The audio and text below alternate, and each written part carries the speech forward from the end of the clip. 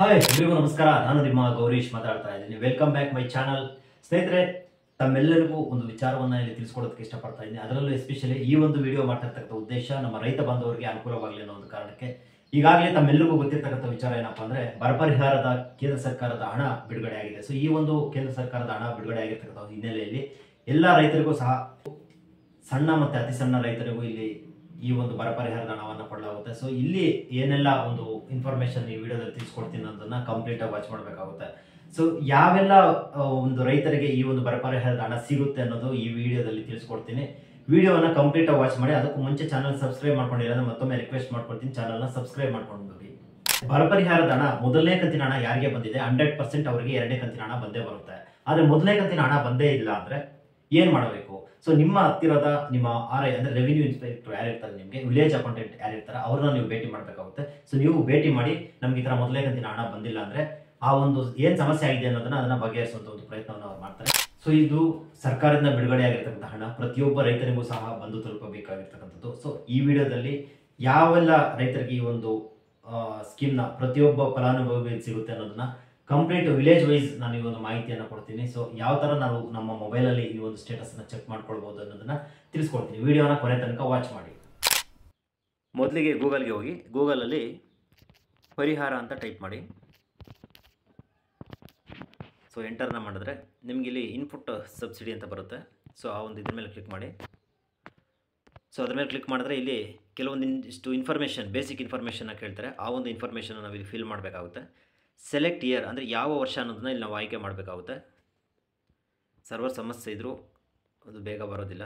So 23, 24 ಅಂತ ನಾವು ಇಲ್ಲಿ ಸೆಲೆಕ್ಟ್ ಮಾಡಬೇಕು. ಋತುಮಾನ ಯಾವುದು ಅನ್ನೋದನ್ನು ಮತ್ತೆ ನೆಕ್ಸ್ಟ್ ಕಾಲಮಲ್ಲಿ ನಾವು ಇಲ್ಲಿ ಆಯ್ಕೆ ಮಾಡ್ಕೊಳ್ಬೇಕಾಗುತ್ತೆ. ಮುಂಗಾರು ಅಂತ ಆಯ್ಕೆ ಮಾಡಿ. ಬರಗಾಲ ಇರೋದ್ರಿಂದ ಬರ ಅಂತ ನಾವು ಇಲ್ಲಿ ಸೆಲೆಕ್ಟ್ ಮಾಡಬೇಕಾಗುತ್ತೆ. ಸೊ ನೆಕ್ಸ್ಟು ನಿಮ್ಮ ಡಿಸ್ಟಿಕನ್ನು ಇಲ್ಲಿ ಸೆಲೆಕ್ಟ್ ಮಾಡ್ಕೊಳ್ಳಿ.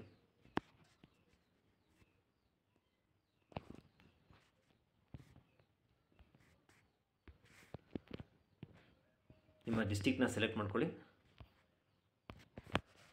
ಸೊ ಅದಾದಮೇಲೆ ನೆಕ್ಸ್ಟ್ ಕಾಲಮಲ್ಲಿ ತಾಲೂಕು ಕೇಳುತ್ತೆ. ತಾಲೂಕು ಯಾವುದು ಅನ್ನೋದನ್ನ ನೀವು ಸೆಲೆಕ್ಟ್ ಮಾಡ್ಕೊಳ್ಬೇಕಾಗುತ್ತೆ. ಹೋಬಳಿ ಯಾವುದು ಅಂತ ನೀವು ಇಲ್ಲಿ ಸೆಲೆಕ್ಟ್ ಮಾಡಬೇಕಾಗುತ್ತೆ. ನೆಕ್ಸ್ಟು ನಿಮಗೆ ಬೇಕಾಗಿರ್ತಕ್ಕಂಥ ಒಂದು ವಿಲೇಜ್ ಮಾಹಿತಿ. ಸೊ ಆ ವಿಲೇಜಲ್ಲಿ ಎಷ್ಟು ಜನಕ್ಕೆ ಬರಗಾಲದ ಪರಿಹಾರದ ಹಣ ಬಂದಿದೆ ಇಲ್ವಾ ಅನ್ನೋದು ಇಲ್ಲಿ ನೀವೊಂದು ವಿಡಿಯೋದಲ್ಲಿ ನೋಡಬಹುದು. ನೀವು ಇವತ್ತು ಡಿಸ್ಪ್ಲೇ ಮೇಲೆ ಕಾಣ್ತಾ ಇರ್ತಕ್ಕಂಥ ಕಂಪ್ಲೀಟ್ ಇನ್ಫಾರ್ಮೇಷನ್ ನೀವು ನೋಡಬಹುದು. ಯಾವ ವಿಲೇಜ್ ಅನ್ನೋದನ್ನ ನೀವು ಇಲ್ಲಿ ಸೆಲೆಕ್ಟ್ ಮಾಡ್ಕೊಳ್ಬೇಕಾಗುತ್ತೆ.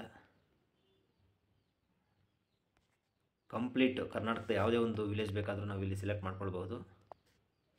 ಸೊ ನೆಕ್ಸ್ಟು ಊರು ಸೆಲೆಕ್ಟ್ ಮಾಡಿದ್ಮೇಲೆ ಇಲ್ಲಿ ಗೆಟ್ ರಿಪೋರ್ಟ್ ಅನ್ನು ವರದಿ ಪಡೆಯಿರಿ ಆ ಒಂದು ಆಪ್ಷನ್ ಮೇಲೆ ಇಲ್ಲಿ ಕ್ಲಿಕ್ ಮಾಡಬೇಕು. ಲೆಫ್ಟ್ ಸೈಡಲ್ಲಿ ಇದೆ ಅಲ್ವಾ ಅಲ್ಲಿ. ಸೊ ಇಷ್ಟು ಜನಕ್ಕೆ ಬಂದಿರತಕ್ಕಂಥದ್ದು ನೋಡಿ. ಅವರ ಆಧಾರ್ ನಂಬರ್ ಇರುತ್ತೆ ಇಲ್ಲಿ, ಲಾಸ್ಟು 4 ಡಿಜಿಟು, ಮತ್ತು ಪರಿಹಾರದ ಎಂಟ್ರಿ ID ಇರುತ್ತೆ ಇಲ್ಲಿ, ಫಲಾನುಭವಿ ಹೆಸರು ಇರುತ್ತೆ ಕನ್ನಡ ಮತ್ತು ಇಂಗ್ಲೀಷ್ ಲ್ಯಾಂಗ್ವೇಜಲ್ಲಿ, ಮತ್ತು ಅವರ ಸರ್ವೆ ನಂಬರ್ ಇರುತ್ತೆ, ಬೆಳೆ ಏನಿದೆ ಅನ್ನೋದು ಸಹ ಇಲ್ಲಿ ಮೆನ್ಷನ್ ಮಾಡಲಾಗಿದೆ.